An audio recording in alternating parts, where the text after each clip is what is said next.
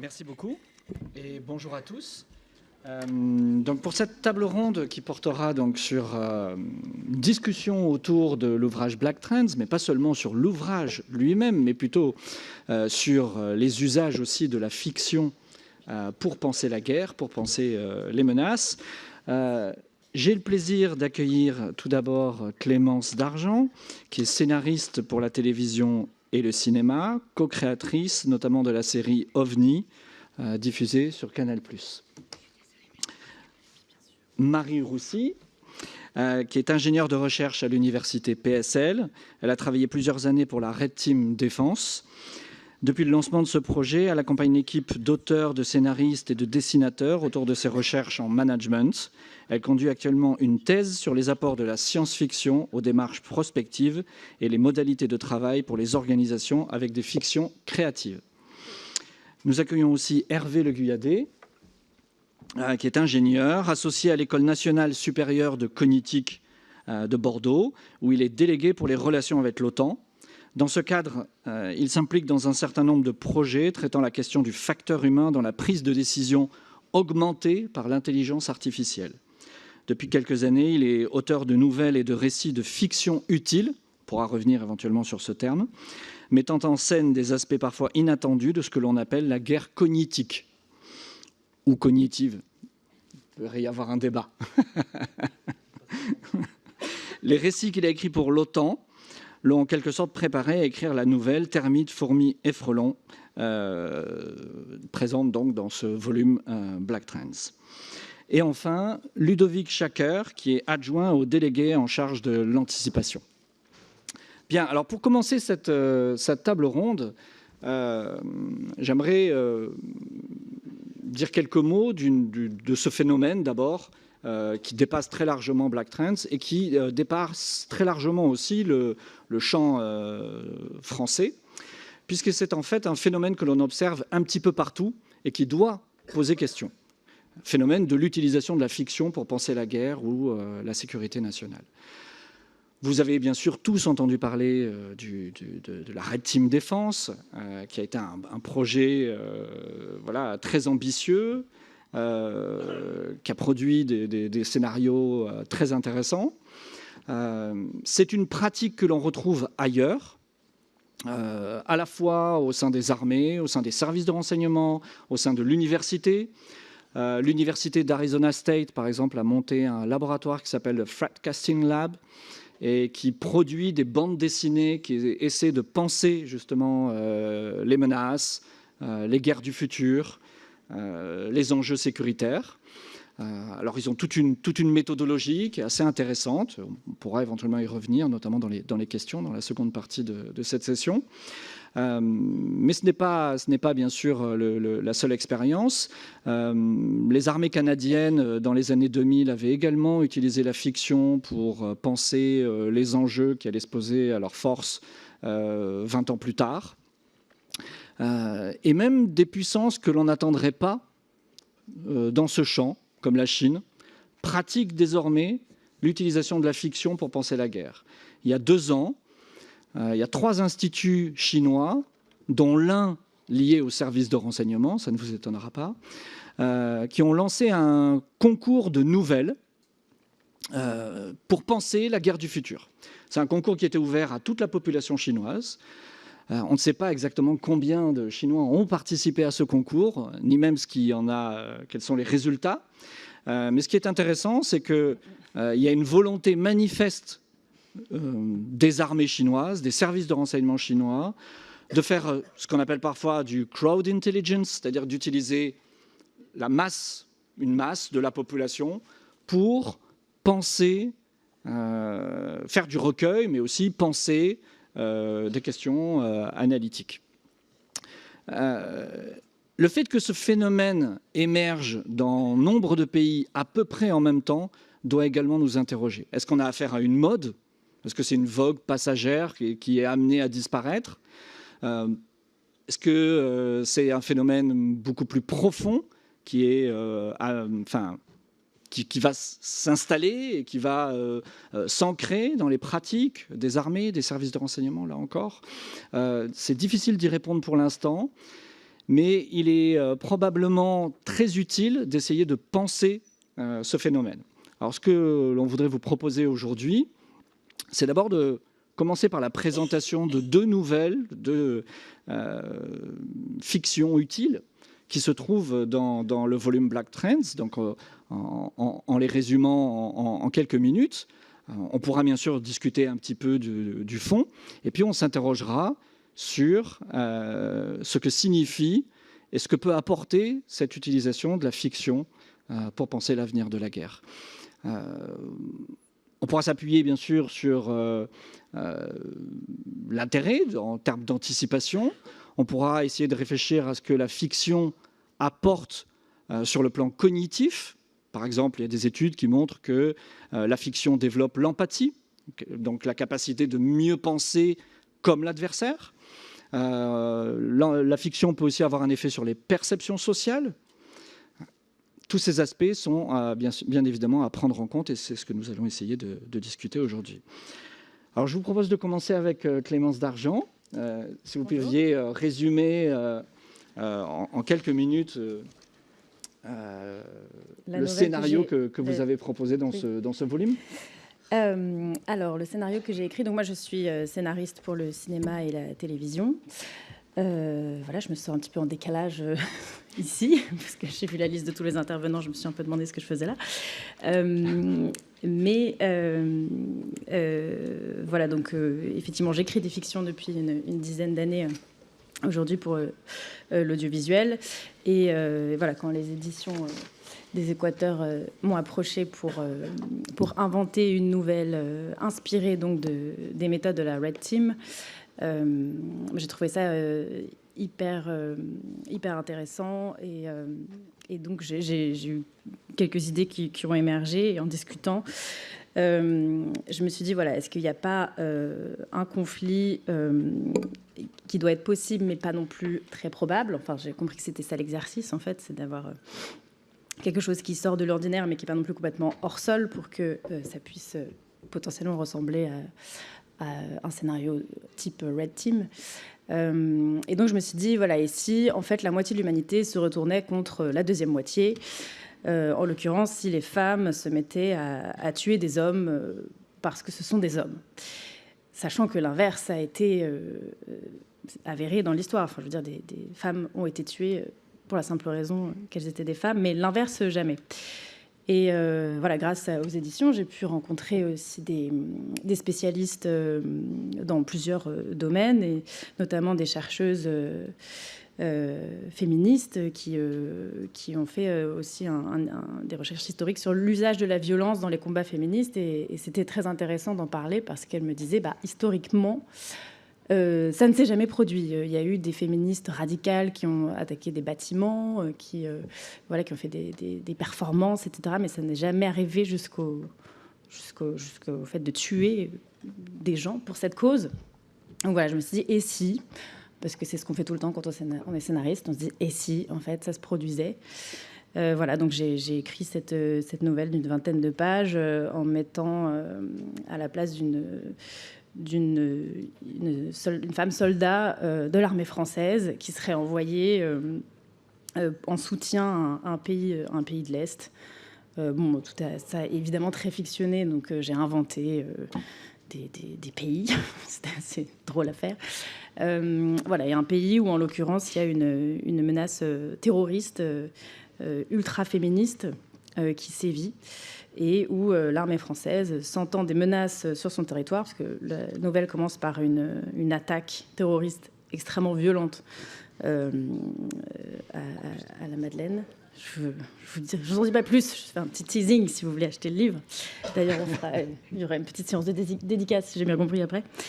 Et donc voilà, il y a des attaques sur le sol français, mais le foyer de ces terroristes est ailleurs, et donc l'armée française est envoyée pour essayer d'éliminer cette menace. Et notre héroïne, au contact de ces terroristes, et aussi d'une de ses collègues, qui, elle, est en fait un peu en train d'adhérer à cette idée d'une frange féministe radicale, va se poser des questions et se demander si elle est finalement dans le bon camp ou pas. parce que c'est vrai que moi, il y a une question qui m'intéresse aussi beaucoup par rapport... pardon. Ah, je parle trop vite. Moi, ça va. Dans cette question qui parfois surgit dans les débats féministes de l'usage ou non de la violence pour se faire entendre. Parce qu'on a parfois l'impression que tant qu'il n'y a pas de victime à déplorer, il ne se passe finalement pas grand-chose. Donc être tenté de passer à l'acte, ça peut être quelque chose qui pourrait se produire. Alors voilà, est-ce que c'est probable ou est-ce que c'est simplement possible? Je ne sais pas. Mais moi, j'ai été très sensible. C'est Aurélien Barraud, je crois, qui disait ça en parlant de la crise du Covid.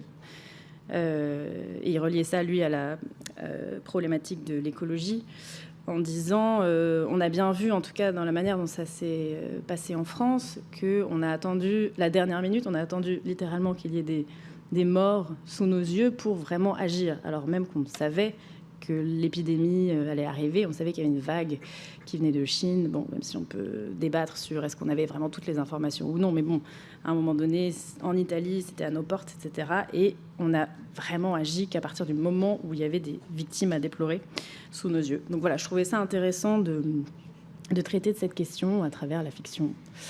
Donc cette nouvelle qui s'appelle Magdalenes. Voilà, je laisse la parole peut-être à Hervé. Merci Clémence. Hervé?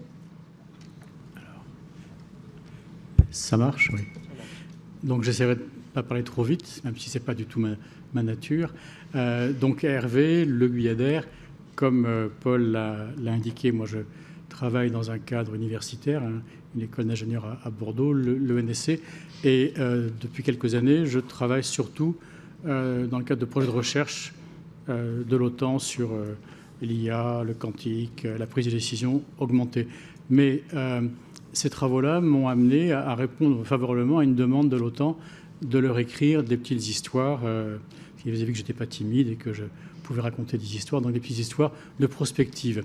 J'ai dit d'accord, mais à condition que je le fasse pas comme une petite thèse, mais plutôt comme un synopsis de film, parce que j'avais envie de le faire, ça m'a toujours titillé cet exercice, et donc je leur ai écrit deux nouvelles comme ça. Alors en français, c'était la militarisation des neurosciences, donc un thème pas vraiment glamour, mais que j'ai essayé de traiter façon Jason Bourne ou James Bond, avec des personnages, des situations, des emplacements dans le monde qui soient particulièrement attractifs, mais derrière des problématiques qui me tenaient à cœur en tant que donc scientifique.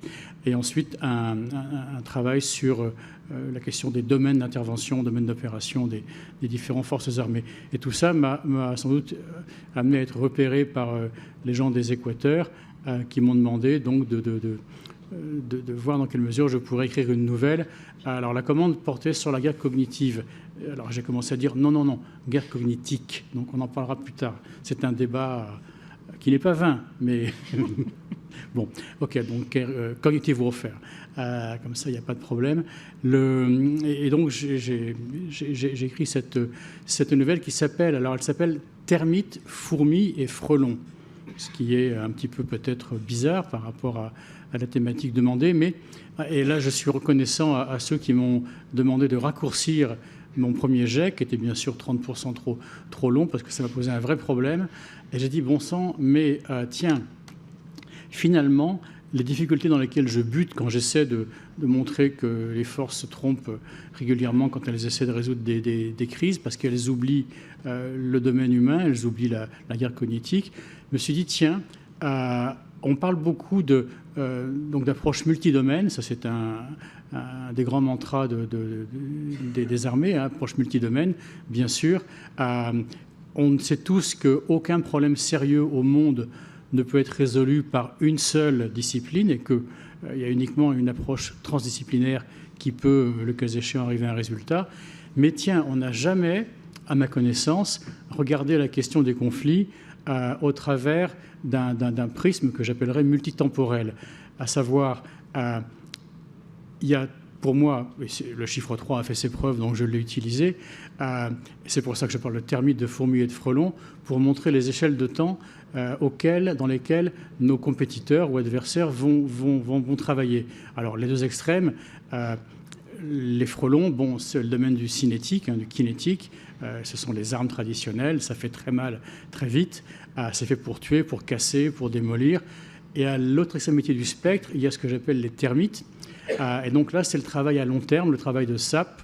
Et ça, c'est plutôt pour des compétiteurs. Alors, conscients ou inconscients, il y a les idiots utiles, ça a toujours existé, ça continue. Et donc, le travail conscient et inconscient de sapage, undermining de nos sociétés. Et donc ça, pour ceux qui ont le temps, pour lesquels, comme disaient les Rolling Stones, « Time is on my side », je ferai plusieurs citations de rock des années 70, si ça ne vous dérange pas. Donc, pour ceux qui ont le temps, une génération, 2 générations, peu importe, on sape les fondements même, les piliers même du tissu qui compose les démocraties, et on attend que tout ça se casse la figure ou soit tellement fragilisé qu'une pichenette, des fourmis par exemple, permettra de faire tomber. Alors, ceci étant dit, l'histoire.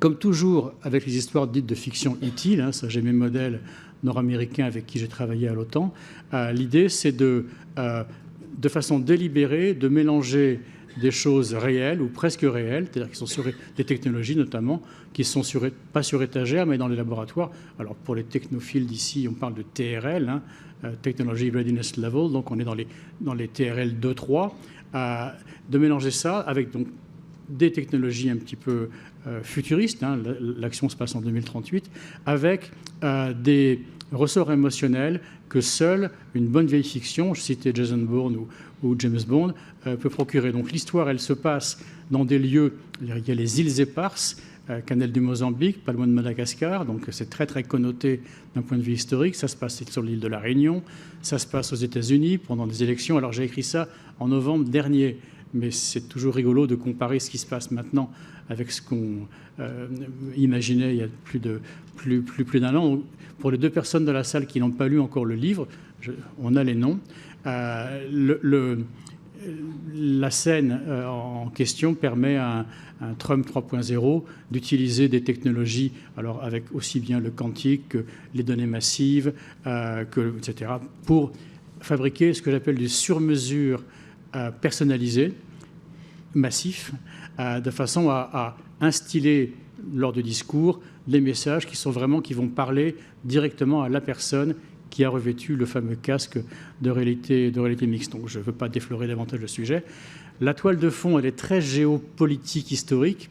Je considère que le poids de l'histoire, aujourd'hui, surtout pour les termites, c'est essentiel. Pour moi, les routes de la soie, enfin les BRI, Belt Road Initiative, les nouvelles routes de la soie, c'est un terrain de jeu fabuleux que j'utilise pour mes nouvelles de façon générale parce que ça donne des lieux du monde extrêmement pittoresques et ça permet aussi un grand souffle historique de se dérouler. Le siècle de déshonneur qu'a connu la Chine du fait des puissances occidentales, à ce siècle de déshonneur, mon histoire prétend ouvrir la porte à un siècle de, finalement pas de vengeance, mais en tous les cas de revanche sur l'histoire, avec comme point temporel très très précis 2049, qui sera le 100e anniversaire de la création de la République populaire de Chine, et également, pour anecdote, le 100e anniversaire de l'OTAN, coïncidence amusante. Et donc tout ça donne une toile de fond qui permet à mes personnages de gigoter, de se bagarrer, à des drones armés de devenir complètement dingues et de détruire les installations de nos militaires sur les îles éparses, et puis à des outils que je connais bien parce que c'est un projet de recherche que j'ai dirigé.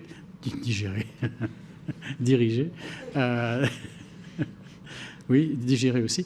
Donc d'aide à la décision augmentée par l'IA, les personnes qui sont derrière ça, dont les noms sont assez trouvables dans le livre, pour ceux qui connaissent ces personnes, de finalement gagner la bataille, à part qu'elle n'est jamais gagnée. Et le dernier paragraphe de la nouvelle, du reste, aborde, sans le développer du tout, mais c'est un petit teaser, la suite des événements dans lesquels les biotechnologies feront leur apparition et peut-être leur ravage. Voilà. Merci. Donc, on a là eu 2 illustrations d'abord de ce qui est des chapitres, enfin des nouvelles que vous pouvez trouver dans le volume Black Trends. Il faut préciser, peut-être pour ceux qui ne l'ont pas lu, que chaque nouvelle est accompagnée d'un texte d'analyse, soit critique du texte lui-même, soit qui remet un petit peu en perspective sur une base plus scientifique, disons, la nouvelle en question. Et c'est ce double regard qui est d'ailleurs intéressant ici et qu'on pourra interroger. Alors, avant d'aller plus loin, on pourrait se demander quelles sont finalement les expériences antérieures ou parallèles qui ont conduit, ou qui ont précédé donc ce volume Black Trends. Alors, Marie, vous travaillez sur le sujet. Quelles sont les expériences significatives antérieures et puis peut-être que vous pourriez dire un mot aussi sur la Red Team. Oui, avec plaisir. Alors, je ne sais pas si mon micro marche. Je crois que c'est bon. C'est bon ? Celui-ci, voilà, super. On va faire comme ça. Écoutez, je suis ravie d'être avec vous et je suis absolument navrée de devoir casser un petit peu cet élan de créativité, de revenir des choses, des concepts, des bases de données, voilà un petit peu. Donc, comme on a pu vous l'expliquer, moi je suis doctorante sur le programme Red Team Défense. Donc, est-ce que déjà tout le monde est bien au fait de ce qu'est la Red Team Défense ? Ouais, super. Et dans le cadre de ce doctorat, donc, je me suis intéressée un petit peu à savoir si finalement, est-ce que c'était une expérience inédite au sein des armées, dans le secteur de la défense, en France, ailleurs, un peu partout. Et du coup, j'ai constitué une base de données un peu infâme quand on n'est pas du milieu académique, mais qui m'a permis de voir en fait que travailler avec des auteurs de science-fiction, concevoir de manière inédite des récits de science-fiction sur commande à des fins prospectives par l'intermédiaire d'auteurs, ce n'était absolument pas une pratique inédite. En fait, on retrouve en France des projets dès les années 80. On a notamment EDF qui avait sorti ses chroniques muxiennes, qui a interrogé en fait le futur des outils informatiques pour les entreprises. Et on a ainsi différents programmes qui jalonnent, donc Crisis in Zefra au Canada dès les années 2000. Et quand on regarde un petit peu plus sur le secteur de la défense en lui-même, donc j'ai été voir un petit peu ce qui se faisait au sein d'armées étrangères, dans des organisations internationales type OTAN, le Conseil Atlantique, etc. Et également auprès de, tout simplement d'industriels de la défense, on se rend compte qu'en fait c'est une pratique qui est déjà assez développée, assez diffuse. J'ai pu identifier plus d'une trentaine de programmes qui travaillent avec de la science-fiction ou qui travaillent avec des auteurs de science-fiction à des fins prospectives ou d'innovation. Donc voilà, cadrer un petit peu ça. Donc la deuxième partie de la question concernait Red Team Défense, de ce que j'ai compris. Donc moi, quand j'ai été appelée pour participer à cette table ronde, j'étais ravie parce que tout simplement, ça rajoutait aussi une ligne à mon tableau de savoir que Black Trends, d'autres personnes travaillaient avec la science-fiction, avec des auteurs de science-fiction et des auteurs que je connaissais qui m'intéressaient. Et moi, je me suis intéressée à voir un petit peu les convergences et les divergences entre le programme auquel j'avais participé, sur lequel je travaillais, sur lequel je construis mon doctorat, et du coup, cette anthologie de récits de science-fiction.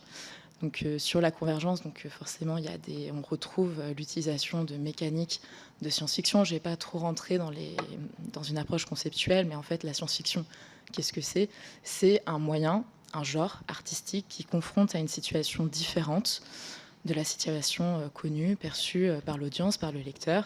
Mais sa particularité, c'est de présenter cette différence au travers d'un raisonnement spéculatif, mais surtout cohérent et informé scientifiquement. Et donc là, on rejoint un petit peu sur ce que nous expliquiez Hervé et Clémence. Donc on a ces mécaniques-là, on a cette volonté de créer des menaces, d'interroger sur des menaces, d'offrir différentes visions du futur possible. Et du coup, je vais revenir un peu plus sur les divergences. On a plusieurs divergences. On a déjà la première, moi, celle qui m'a marquée, c'est celle de la temporalité. Étant donné que Red Team Défense, en fait, nous, la consigne qui a été donnée à ces auteurs et autrices qui ont travaillé pour le ministère des Armées, c'était imaginer des scénarios, des menaces, à horizon 2030-2060. Donc vraiment une temporalité extrêmement large qui permettait de développer des exercices prospectifs et de questionner des cascades de conséquences et en fait l'évolution d'environnements différents. Là où en fait, sur ce que j'ai compris des différents récits que j'ai pu lire de Black Trends, on est vraiment dans une temporalité beaucoup plus rapprochée, d'une dizaine d'années. On m'entend pas, c'est ça ? On me fait des signes Shinaway. Est-ce qu'on m'entend mieux comme ça ? Ouais. Alors, attendez. Hop là, on me fait des grands signes derrière. Je ne sais pas ce que ça veut dire, le baisser. Ouais, il remonte. C'est bon ? Super.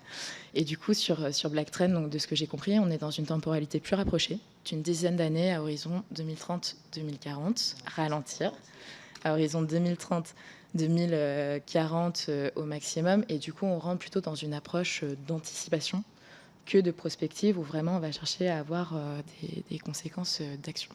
Et voilà. Merci. Ludovic, un mot sur ce point. Alors moi, j'ai absolument pas préparé cette table ronde. Ça marche?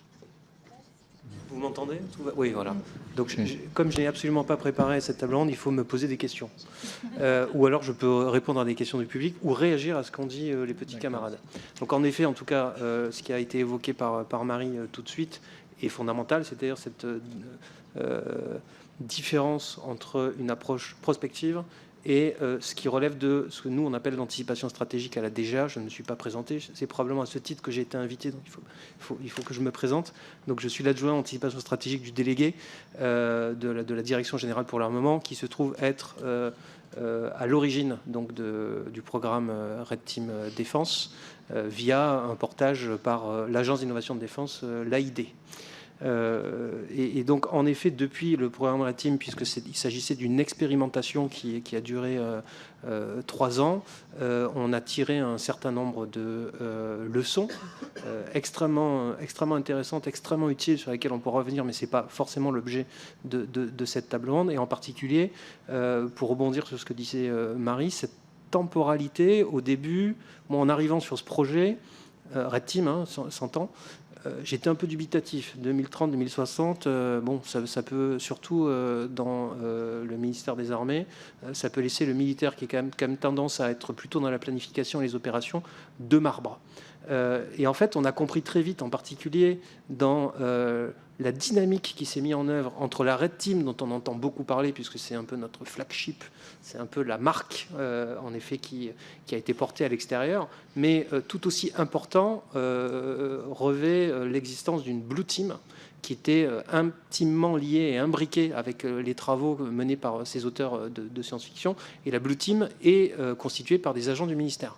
Et donc la mayonnaise, force a été de constater que la mayonnaise a pris, et c'est probablement ce qui nous distingue d'ailleurs de toutes les autres initiatives qui ont pu avoir lieu de par le monde, puisque les effets positifs du programme Red Team ont vraiment peuvent être portés au crédit de ce lourd travail très important qui a été mené par la Blue Team, donc par le ministère des Armées en tant que tel, dans l'appropriation. Alors d'abord, évidemment, l'orientation et les échanges avec les auteurs, et ensuite dans l'appropriation de ces sujets à des niveaux plus opérationnels. Parce qu'une expérience de pensée, c'est intéressant, une stimulation intellectuelle, on va pouvoir y revenir, c'est très intéressant, mais à un moment donné, le ministère des Armées est intéressé par l'opérationnalisation.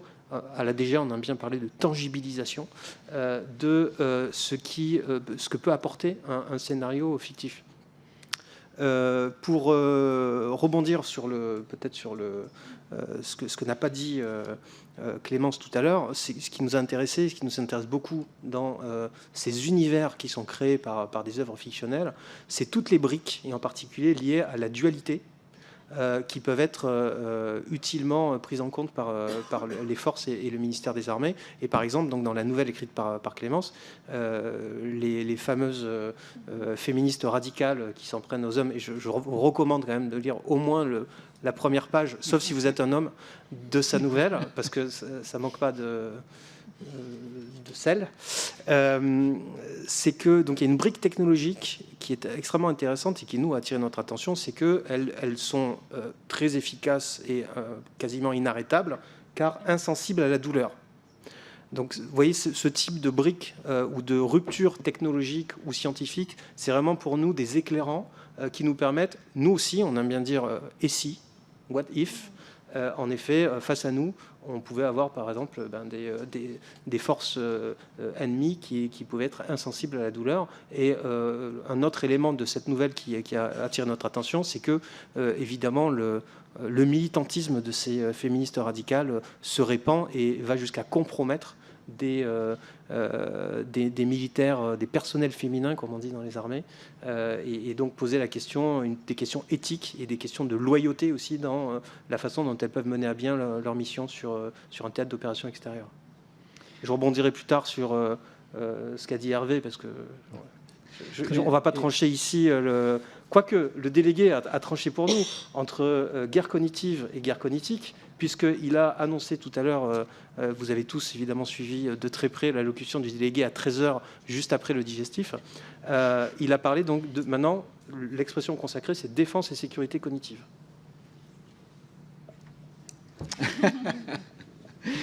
Et alors, comment est-ce que, parce que ça, c'est un élément qui est récurrent, c'est-à-dire la brique technologique. Enfin, que ce soit dans les expérimentations françaises, tout à l'heure, je mentionnais cette expérience menée en Chine, où dans le libellé du concours, il était bien mentionné que les nouvelles proposées devaient être ancrées dans les sciences dures.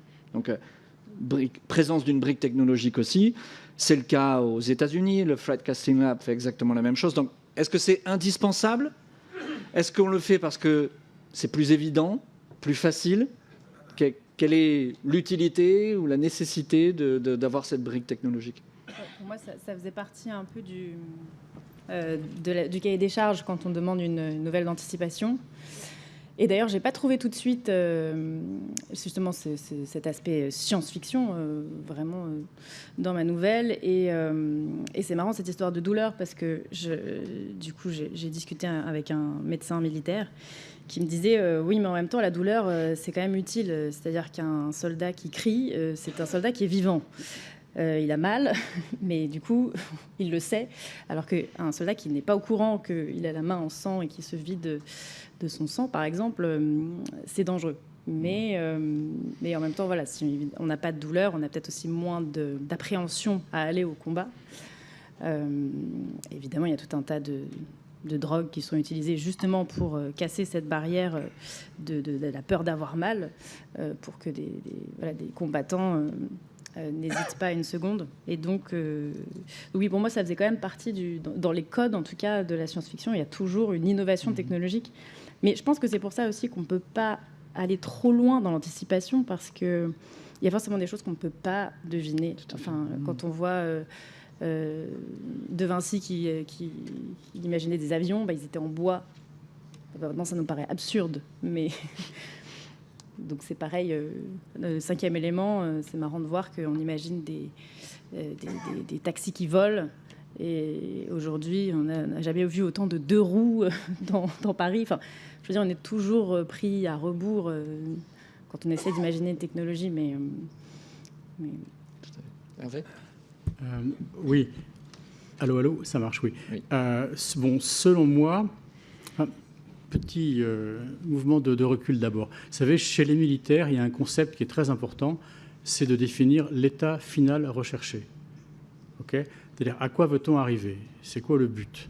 Et après ça, on va en définir des programmes, des projets, des initiatives.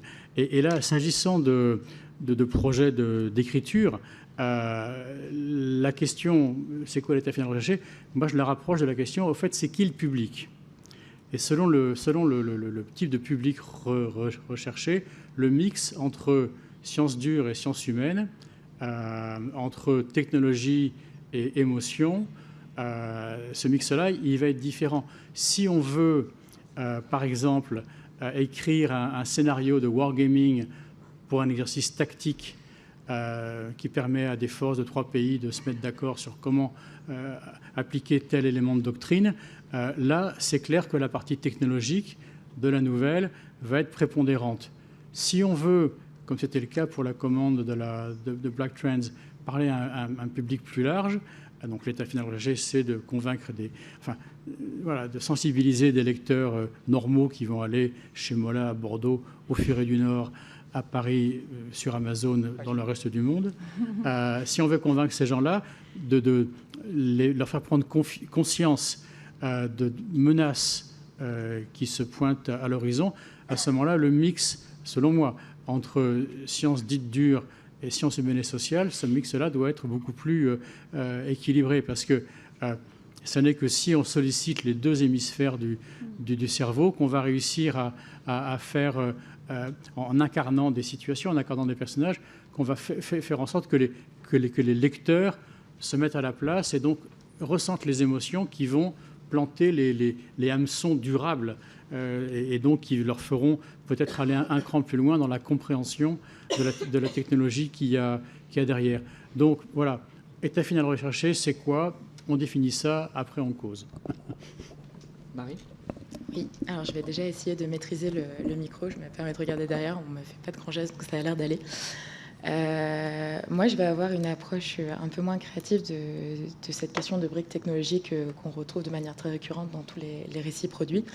Ce qui m'intéresse justement, c'est avec mon œil de chercheur, je suis allée voir justement comment on traitait de ces technologies. Je me suis intéressée, donc je vous ai dit, donc voilà, on a ces 30 programmes de création, de récits, de science-fiction pour le secteur de la défense, etc. Au total, j'ai analysé une petite centaine de récits et je me suis dit, très bien, mais en fait, du coup, si la technologie est présente dans tous ces récits, comment est-elle présente? Déjà, quelle technologie? IA, robotique, comment elle est présentée, comment elle est faite? Et ce qui est intéressant quand on fait cet exercice d'investigation fictionnelle, c'est qu'en fait, on se rend compte qu'un récit de science-fiction, ça sert à la fois à explorer, à présenter quelque chose de nouveau, de manière cohérente, comme j'ai pu vous l'expliquer, mais c'est également le reflet de conception, voire de fantasmes actuels. Et ça, c'est une phrase que Ursula Le Guin, donc c'est une des grandes papesses de la science-fiction canado-américaine, disait. Ça disait en fait, quand on écrit de la science-fiction, on parle du futur. Certes, on présente une image du futur, mais uniquement en fait pour avoir un miroir réflexif sur nos actions et pensées présentes. Et c'est là-dessus que je trouve intéressant justement de retrouver des briques technologiques, de dire en fait c'est quoi les grosses peurs aujourd'hui, c'est quoi les gros fantasmes, des choses peut-être sur lesquelles on n'arrivera jamais, mais qui sont un peu obsédants comme ces voitures volantes. Et c'est très intéressant d'analyser tous ces programmes de conception de récits, également pour se rendre compte à l'étranger, qu'est-ce qu'on pense, en France, qu'est-ce qu'on pense, peut-être des compétiteurs, pas compétiteurs, juste avoir un peu cette carte mentale des représentations imaginaires qui sont des révélateurs culturels. Oui. Juste une petite chose aussi. Quand on se pique de mettre de la technologie futuriste dans des nouvelles, il faut faire extrêmement attention parce que, comme le disait fort justement Clémence, les choses évoluent assez rapidement et donc il faut être assez précautionneux et, si possible, taper dans des TRL un petit peu basses, donc des choses qui ne seront connues du grand public que dans quelques années. Alors que si on regarde les questions qui sous-tendent toutes les activités humaines, qu'elles soient belliqueuses ou pacifistes, il y a des invariants, il y a les grands thèmes, il y a la mort, la vie, l'amour, la loyauté, la revanche, etc. Et ces trucs-là n'ont guère évolué depuis que l'être humain se tient debout. Je viens de finir un bouquin d'Isaac Asimov, donc un des papes de la SF des années 50-60, qui n'existait pas en France, sur l'histoire de la République romaine. Et on apprend à la fin de ce bouquin que c'est cette étude-là qui a permis à notre ami Isaac d'écrire sa trilogie bien connue. Donc les fondamentaux, les ressorts qui expliquent ce que les trépidations et les mouvements de l'être humain, ces ressorts-là n'ont pas beaucoup changé. Ça évolue beaucoup moins vite que les technologies. Voilà, donc petite précaution quand on veut écrire des nouvelles avec des vrais morceaux de technologie. Dans la science, c'est différent, mais les technologies, celles-là, elles déboulent très très vite. Ludovic, tu voulais ajouter quelque chose? C'est bon? Je ne suis pas allé au bout tout à l'heure sur l'histoire de la Blue Team et sur la boucle, comment tu appelles ça, rétro-réflexive. Rétro-réflexive. Rétro-réflexive, qui est en effet quelque part le centre de gravité, c'est-à-dire que le fait de se projeter à 2040-2050 permet de s'absoudre de toutes les contingences qui aujourd'hui nous enquiquinent au quotidien. Son chef, sa paye, la LPM. Le MGCS, non pardon, je n'ai pas parlé du MGCS, tous ces programmes, toutes ces charges mentales en fait qui nous colorent et vont colorer notre capacité à nous projeter et à être créatifs. Et donc ferment de créativité, oui, donc en effet il y a des invariants depuis l'Antiquité. En revanche, on vit aujourd'hui une période d'accélération de ces fameuses briques technologiques dont je parlais tout à l'heure, qui se combinent. Et le fait de faire une expérience de pensée qui va conduire à se poser la question et si un tel utilise telle brique associée à telle autre, qu'est-ce qui va se passer? Et ça, c'est pas forcément un exercice courant et évident, mais qui aujourd'hui est devenu indispensable pour justement éclairer ou ouvrir les chakras, pour prendre un terme militaire, de nos décideurs sur comment faire tourner une petite musique dans l'esprit du décideur en se disant « Ah oui, peut-être que dans l'arbitrage à venir, il serait intéressant de, tu parlais de TRL tout à l'heure, d'investir davantage sur tel programme qui est très prometteur et sur lequel on réalise que la France a des atouts considérables. Aujourd'hui, vous avez des pépites et des avancées technologiques, biotechnologiques, dans tous les segments, tous les compartiments des sciences et des technologies en France, qui sont assez méconnus, que nos compétiteurs sont en train d'observer, que souvent ils cherchent à acquérir sans forcément en sous-main, entre guillemets, et il est de notre devoir de pouvoir non seulement protéger, pour pouvoir protéger et orienter ces recherches et développements dans nos laboratoires, nos startups, et avec des chercheurs qui sont tous guidés par de très louables intentions, il faut être en capacité de faire ce travail nous-mêmes. Et c'est ce qu'on cherche à faire aussi en anticipation stratégique de la DGA, puisque vous avez malheureusement aujourd'hui dans l'appareil de l'État assez peu de capacités qui sont garantes du temps long. Merci. Alors, Clémence et Hervé, tout à l'heure, vous avez évoqué, par exemple, Clémence, le fait que vous aviez inventé des pays dans le cadre de votre nouvelle, ou Hervé, l'invention de personnages, que c'était important pour vous, la fictionnalisation en quelque sorte, et même on pourrait souligner les procédés stylistiques, avec la présence même d'un titre très métaphorique. Alors, qu'est-ce que ces procédés de fictionnalisation, de narrativisation ont comme intérêt, comme avantage en comparaison d'une analyse classique? En gros, pourquoi faire de l'analyse des guerres du futur via la fiction? Qu'est-ce que ça apporte? Je pense une plus grande liberté, tout simplement, parce qu'on est toujours limité par le réel, et en même temps, le réel est toujours plus gros que la fiction, donc c'est un cycle aussi qui se nourrit perpétuellement. Mais je pense que la fiction a cet avantage de mettre à distance, en fait, les choses, et d'apporter un décalage qui fait que on peut d'ailleurs toujours se réfugier derrière en disant « ce n'est que de la fiction ». C'est une des meilleures parades, je trouve. Pardon, je fais une digression, mais pour illustrer ce que j'ai, parce que j'ai écrit un long métrage, ça n'a aucun rapport, qui est un biopic sur Bernadette Chirac, avec Catherine Deneuve, qui est donc une comédie. Et on a été souvent questionné sur mais alors quelle est la part entre réel, entre fiction, etc. Et ce grand bandeau de ce film est inspiré d'une histoire réelle, mais ça reste une fiction. C'est pour moi une espèce de paravent idéal, en fait, pour quelque part raconter ce qu'on veut en s'inspirant du réel, mais en disant toujours attention, voilà, tout ça n'est qu'imagination à partir du réel. Parce que je complète ma question juste pour prendre le problème avec une perspective un petit peu plus large. Il y a cette dimension de fictionnalisation et il y a la dimension narrative. J'insiste dessus. C'est-à-dire que pourquoi toutes ces expériences prennent la forme d'un texte narratif et pas d'une pièce de théâtre, par exemple? Pourquoi c'est toujours la forme de la nouvelle ou du roman qui est privilégiée? Est-ce qu'il y a des raisons objectives ou pas? Alors, à mes équipes qui sont dans la salle, je vous demande de bien vouloir prendre en compte l'idée de la pièce de théâtre, s'il vous plaît. Premièrement. Deuxièmement, de manière très prosaïque, on est tous victimes d'infobésité. Tout s'accélère.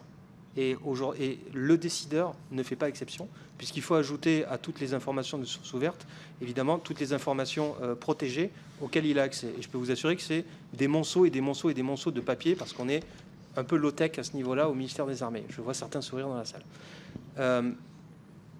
La fiction permet de en tout cas, la forme narrative permet de se démarquer du rapport qui fait 600 pages. Alors non, toi, tu as écrit un rapport qui fait 600 pages, mais d'ailleurs, il faut absolument acheter son livre, qui vient d'être, si je me permets une digression, sur les manœuvres d'influence chinoise qui vient d'être édité. Où ça, au Rubicon? Aux Équateurs. Aux Équateurs, voilà. Une séance de dédicace. Un bon éditeur, les Équateurs. Et d'ailleurs, Paul Charon a aussi contribué à Black Trends, si je ne me trompe. Oui. Dans un encart, il est trop modeste pour le dire. Donc, je reprends mon fil.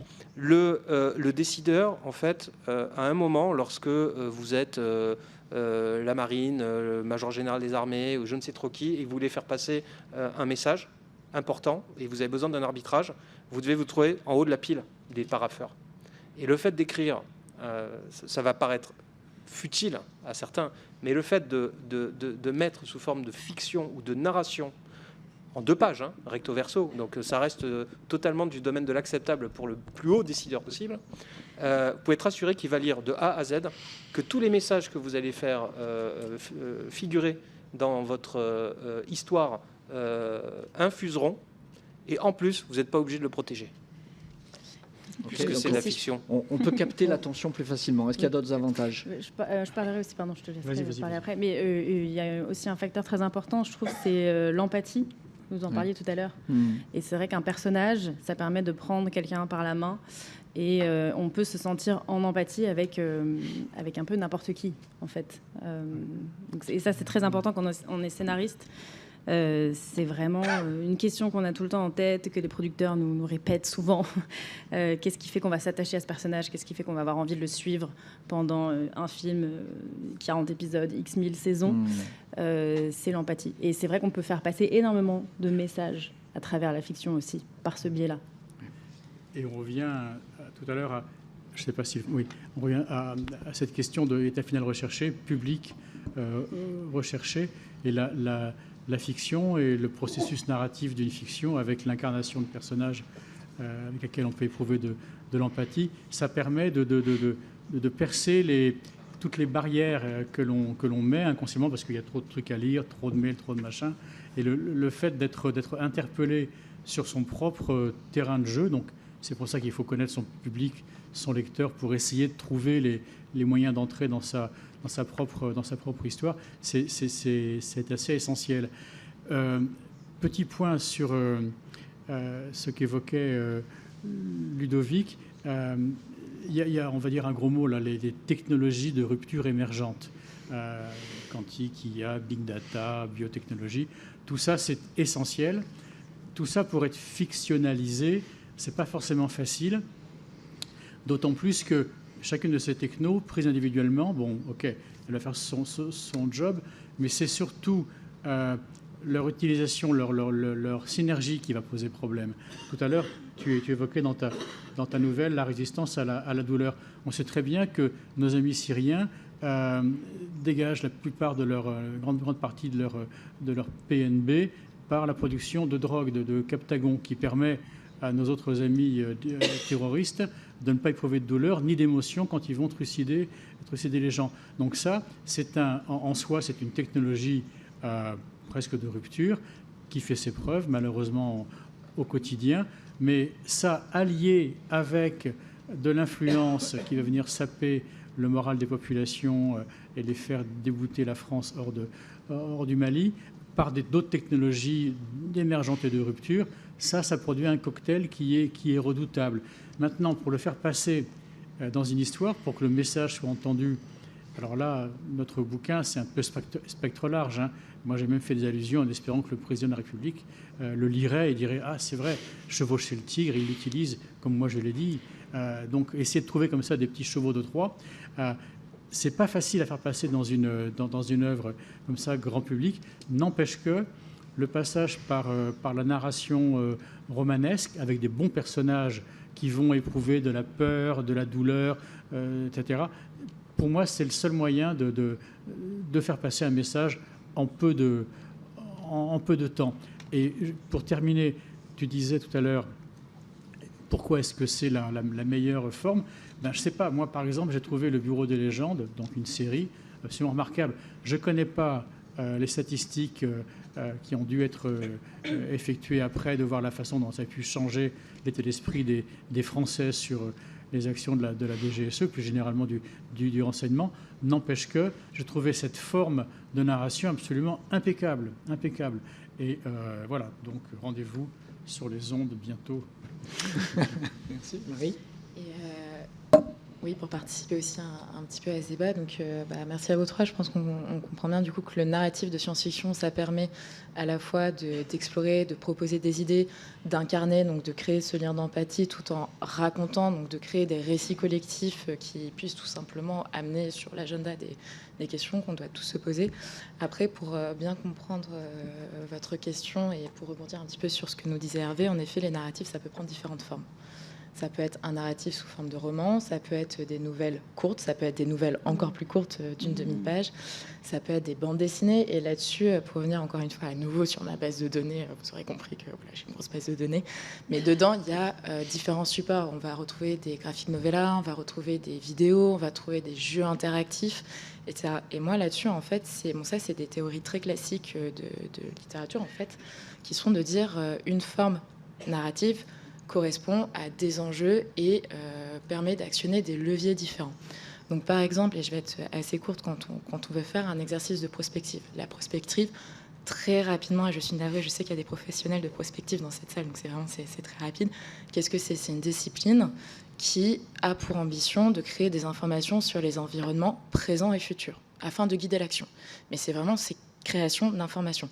Et dans ce cas-là, par exemple, c'est nous ce qu'on a fait dans Red Team Défense. On va passer par des formes narratives longues, sous forme de 40-50 pages de récits qui ont le temps de développer, d'expliquer, de montrer les extrapolations sur lesquelles elles se basent et toutes les évolutions. Quand, par exemple, au contraire, on est dans un objectif d'impliquer l'action beaucoup plus rapidement, concrètement, et en fait de guider ou d'aider la prise de décision maintenant, on va peut-être passer par des formes plus rapides qui vont avoir un impact émotif beaucoup plus fort et qui vont permettre de suggérer plus rapidement et non pas de créer toutes ces informations que derrière il faut traiter. Donc ça, c'est vraiment un point à dire que oui, donc là, beaucoup de gens s'intéressent à la fiction, on crée des scénarios de science-fiction, on va faire de l'investigation fictionnelle, très bien, mais il est aussi essentiel de comprendre sur quelle mécanique chacune de ces fictions ou ces formes narratives fonctionne. Et moi, c'est ce que j'essaye de faire au travers de ma thèse. Vraiment, j'ouvre le capot de la Red Team Défense pour comprendre comment ça fonctionne, pour savoir derrière, en fait, à quoi c'est utile et comment les rendre utiles, ou en tout cas, comment les traiter pour les rendre utiles. Et je pense que les formes narratives rentrent dans ce point de vue. Voilà. Merci. Alors, avant de passer la parole au public, j'aimerais vous poser une dernière question, en tout cas vous faire réagir en quelque sorte à un autre projet qui a adopté une démarche très différente de celle de Black Trends ou de la Red Team. C'est le projet Cassandra qui a été financé par le département de la défense allemand et mené par une équipe de chercheurs en littérature. Et plutôt que d'essayer d'imaginer les guerres du futur, les conflits du futur, et de les penser via un texte narratif, ils analysent la production littéraire, alors, soit d'un pays donné, soit sur des zones plus larges, une région. Par exemple, ils ont travaillé sur un corpus de littérature algérienne avant la guerre civile, en essayant d'identifier des signes, des prémices, des indices de cette tension, de ces tensions qui émergeaient. Ils ont fait la même chose sur la période qui a précédé la guerre en ex-Yougoslavie, à chaque fois avec des résultats assez intéressants. Alors il se trouve que le projet a été abandonné pour tout un tas de raisons, mais on voit bien qu'on a là affaire à deux démarches qui sont très différentes. D'une part, exploiter un corpus qui n'est pas du tout lié à cette réflexion sur l'avenir de la guerre, mais qui peut dire des choses malgré lui, en quelque sorte, et un corpus qui est construit dans l'objectif de penser la guerre. Qu'est-ce que vous en pensez ? Alors, en ce qui nous concerne, on trouve la démarche extrêmement... Je ne suis pas sûr d'avoir totalement saisi le scope, mais on trouve la démarche intéressante, parce que je ramène la couverture évidemment à moi, dans la mesure où on fait, et on va être amené à faire encore davantage ce travail, de chercher à voir ce que non seulement nos compétiteurs, mais aussi certains alliés peuvent donner à voir d'eux-mêmes de leur vision de ce qu'ils sont aujourd'hui, de comment ils se projettent dans l'avenir. Je n'ose pas parler de Chine puisque tu es présent dans cette table ronde, mais se dire que par exemple, étudier la science-fiction chinoise, qui est une rétrofiction où on prend des éléments de modernité pour les transposer dans l'Antiquité, l'âge d'or chinois, qui est derrière eux, à leurs yeux. Qu'est-ce que ça dit de la Chine, qui est incapable aujourd'hui de faire de l'anticipation, de se projeter justement dans un avenir qui peut-être l'inquiète ou pour lequel, de manière très cognitive, on se réfrène. Toutes ces choses-là, toutes ces analyses, c'est des travaux qui sont en cours chez nous, qui ne sont pas exhaustifs, loin s'en faut, mais évidemment, par petites touches comme ça, certaines, on se donne à voir à travers ce qu'on écrit, on donne à voir ce qu'on pense, et en particulier nos peurs, nos fantasmes, et quelque part nos vulnérabilités. Donc ça, ce sont des signaux faibles, je sais que le terme n'est pas forcément très en vogue, mais qui sont extrêmement intéressants pour nous. Juste une précision sur le projet Cassandra. Il ne se penche pas forcément sur la science-fiction. Mais par exemple, dans le cas de l'ex-Yougoslavie, ils ont remarqué que plusieurs années avant le début des violences, le thème du mariage interracial avait disparu, ou quasiment disparu de la littérature. Voilà. Alors, on peut considérer que c'est un peu tiré par les cheveux, qu'on surinterprète parce qu'on a une lecture un peu téléologique. Voilà, sans doute vrai, mais voilà, j'avais envie d'avoir votre sentiment vis-à-vis de cette démarche. Moi, je trouve ça très, très intéressant comme démarche. Ça montre aussi la valeur qu'on donne à la fiction. Quelque part, ce serait elle qui serait peut-être la Cassandre, quelque part, et qui serait un indicateur peut-être plus fiable, même si plus intuitif de ce qui va nous arriver. Il faudrait voir aussi, parce qu'il y a peut-être un phénomène de censure aussi dans des moments comme ça, pré-crise, où c'est compliqué aussi. Je pense que pour que la création artistique fleurisse, il faut aussi un contexte favorable. Donc, mais je trouve en tout cas la démarche très très intéressante. C'est marrant parce qu'il y a un débat.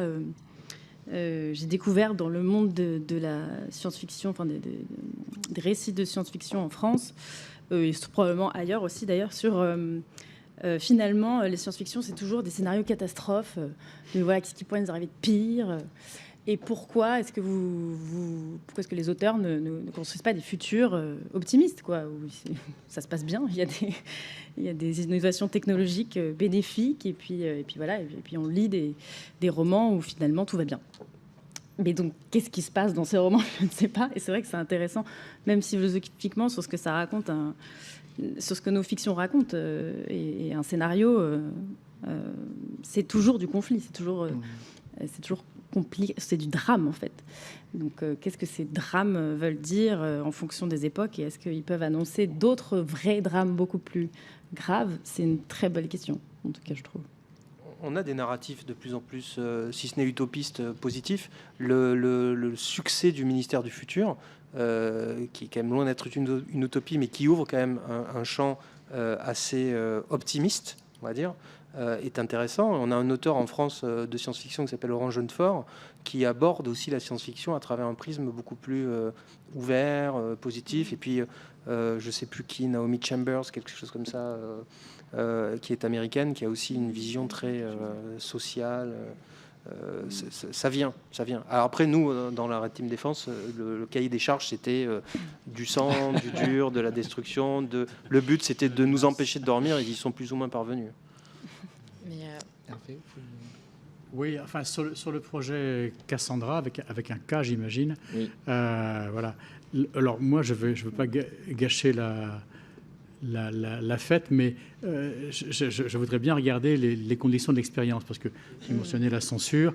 En plus, littérature, ça veut dire ça met de côté toutes les productions littéraires qui ne soient pas de la littérature, c'est-à-dire des bouquins publiés, disponibles en librairie. Donc, il y a quand même beaucoup de choses qui s'écrivent et qui ne se retrouvent pas dans une librairie. Et puis ensuite, plus fondamentalement, ce type de... Alors, c'est pour ça, je ne veux surtout pas jeter la pierre, parce que je ne connais pas le sujet ni les conditions de l'expérience, mais ça m'a fait penser à un travers que l'on balance de façon fort justifiée à l'IA telle qu'elle est le plus souvent utilisée, c'est-à-dire qu'à ne l'alimenter que par des choses déjà existantes, bon, il y a peu de chances de tomber sur les histoires un petit peu des histoires novatrices. Donc faire le travail forensique de ce qui a pu être publié avec des lunettes dont j'attends de voir la définition. Je suis intéressé, mais circonspect. Et là, vous savez, la réfutabilité popérienne doit parfois prévaloir. Pardon. Très bien. Merci.